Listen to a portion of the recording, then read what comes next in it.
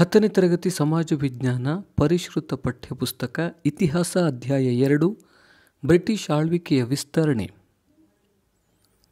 ಕೆಳಗಿನ ವಾಕ್ಯಗಳಲ್ಲಿ ಖಾಲಿ ಬಿಟ್ಟ ಸ್ಥಳಗಳನ್ನು ಸೂಕ್ತ ಉತ್ತರಗಳಿಂದ ಭರ್ತಿ ಮಾಡಿ.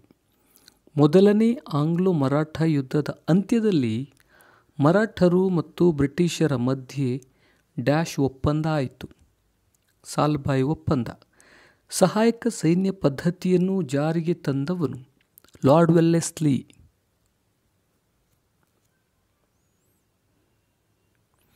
ದತ್ತು ಮಕ್ಕಳಿಗೆ ಹಕ್ಕಿಲ್ಲ ಎಂಬ ನೀತಿಯನ್ನು ಡ್ಯಾಶ್ರಲ್ಲಿ ಜಾರಿಗೆ ತರಲಾಯಿತು.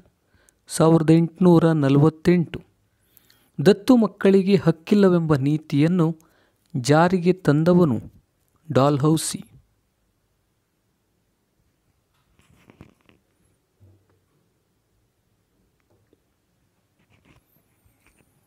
ಕೆಳಗಿನ ಪ್ರಶ್ನೆಗಳಿಗೆ ಗುಂಪುಗಳಲ್ಲಿ ಚರ್ಚಿಸಿ ಉತ್ತರಿಸಿ.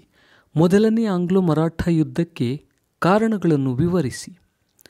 ಪೇಶ್ವೆ ಮಾಧವರಾವ್ ತೀರಿಕೊಂಡದ್ದು ಮರಾಠರಿಗೆ ತುಂಬಲಾರದ ನಷ್ಟವಾಯಿತು.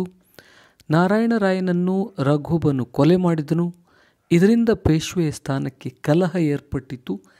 ನಾನಾ ಫಡ್ನವೀಸ್ ನೇತೃತ್ವದಲ್ಲಿ ಎರಡನೇ ಮಾಧವರಾವ್ಗೆ ಮರಾಠ ಒಕ್ಕೂಟವು ಪಟ್ಟಕಟ್ಟಿತು. ಮರಾಠ ಮನೆತನಗಳಿಂದ ನಿರೀಕ್ಷಿತ ಬೆಂಬಲ ಸಿಗದ ರಘುಬನು ಬ್ರಿಟಿಷರ ಬೆಂಬಲ ಕೋರಿದನು. ಬ್ರಿಟಿಷರು ಈ ಸಂದರ್ಭವನ್ನು ತಮ್ಮ ಲಾಭಕ್ಕೆ ಬಳಸಿಕೊಳ್ಳಲು ಯೋಚಿಸಿದರು.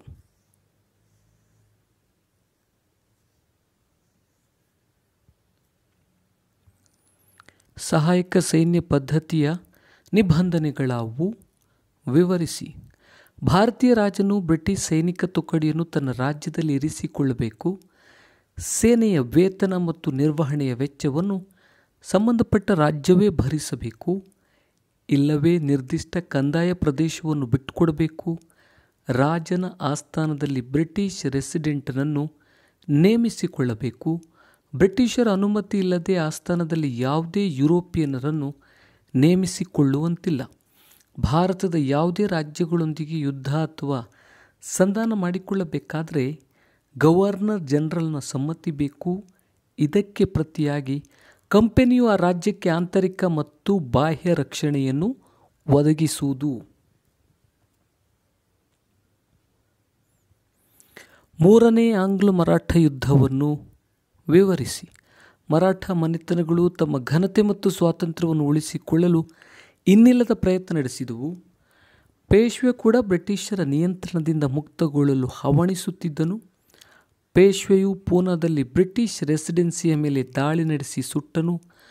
ನಾಗಪುರದ ಅಪ್ಪ ಸಾಹೇಬ ಮತ್ತು ಮಲ್ಹಾರರ ಹೋಳ್ಕರ್ ಕೂಡ ಬ್ರಿಟಿಷರ ವಿರುದ್ಧ ದಂಗೆಯೆದ್ದು ಸೋತರು.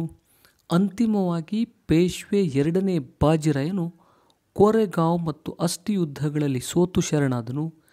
ಬ್ರಿಟಿಷರು ಪೇಶ್ವೆ ಪದವಿಯನ್ನು ರದ್ದುಗೊಳಿಸಿ ಬಾಜಿರಾಯನಿಗೆ ವಿಶ್ರಾಂತಿ ವೇತನ ನೀಡಿದರು. ಪ್ರತಾಪ್ ಸಿಂಹನನ್ನು ಸಣ್ಣ ರಾಜ್ಯ ಸತಾರದಲ್ಲಿ ಪ್ರತಿಷ್ಠಾಪಿಸಿದರು.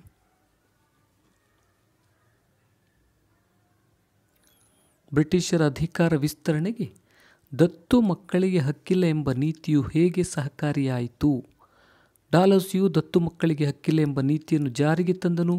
ಈ ನೀತಿಯ ಪ್ರಕಾರ ಯಾವನೇ ಒಬ್ಬ ಭಾರತೀಯ ರಾಜನು ಮಕ್ಕಳಿಲ್ಲದೆ ಮೃತನಾದರೆ ಅವನು ದತ್ತು ತೆಗೆದುಕೊಂಡಿದ್ದ ಪುತ್ರನಿಗೆ ಉತ್ತರಾಧಿಕಾರತ್ವದ ಹಕ್ಕಿರಲಿಲ್ಲ. ಅಂತಹ ರಾಜ್ಯಗಳನ್ನು ಬ್ರಿಟಿಷ್ ಸಾಮ್ರಾಜ್ಯದಲ್ಲಿ ವಿಲೀನಗೊಳಿಸಿಕೊಳ್ಳಲಾಗುತ್ತಿತ್ತು. ಈ ನೀತಿಗೆ ಒಳಪಟ್ಟ ರಾಜ್ಯಗಳಲ್ಲಿ ಸತಾರಾ, ಜೈಪುರ್, ಸಂಬಲ್ಪುರ್, ಉದಯ್ಪುರ್, ಝಾನ್ಸಿ, ನಾಗ್ಪುರ ಮೊದಲಾದವುಗಳು ಪ್ರಮುಖವಾದವುಗಳಾಗಿವೆ. ದತ್ತು ಮಕ್ಕಳಿಗೆ ಹಕ್ಕಿಲ್ಲ ನೀತಿಗೆ ಒಳಪಟ್ಟ ರಾಜ್ಯಗಳು ಯಾವುವು? ಸತಾರಾ, ಜೈಪುರ್, ಸಂಬಲ್ಪುರ್, ಉದಯ್ಪುರ್, ಝಾನ್ಸಿ, ನಾಗಪುರ.